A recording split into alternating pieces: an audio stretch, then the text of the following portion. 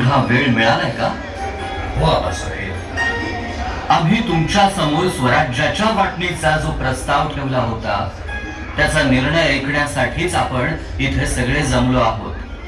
तुमचा निर्णय झाला असेल तर तो सांगावा, म्हणजे पुढील गोष्टींबद्दल उहापोह करता येईल.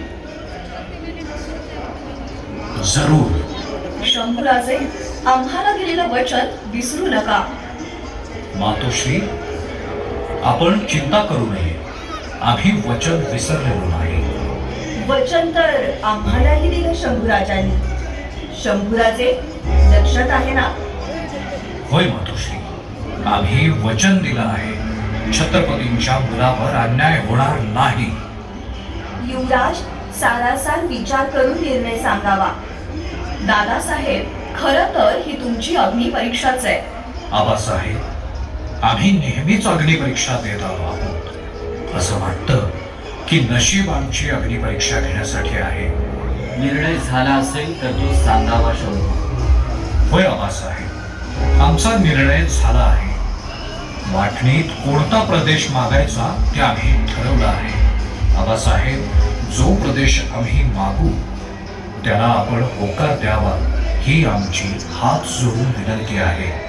होकार द्याल ना आबासाहेब? आमचा होकारच असेल. महाराज, वाटणीत जो प्रदेश मागायचा आम्ही ठरवला आहे तो भव्य आहे, विशाल आहे आणि मजबूत आहे.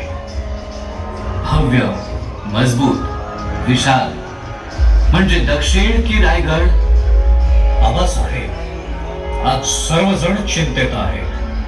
घरचे आणि बाहेरचे, शिवाय रायगड सुद्धा काळजीत आहे. आणि असणारच. आमचा मित्र आहे तो, सखा, आणि या स्वराज्याचा तर कणाच तो. त्याच्या पायाखालची माती घ्यावी आणि देवघरात ठेवावी. शस्त्रांच्या हंबरड्यातून आम्हाला एकच आवाज ऐकू येतो, छत्रपती शिवाजी महाराज. म्हणून आम्ही स्वराज्यापासून वेगळे नाही. शंभूराजे, स्वराज्याबद्दल तुमचा उमया वादात येत आहे आणि अवघ्या 9व्या वर्षापासून तुम्ही ते सिद्धही केलंय. मग याचा अर्थ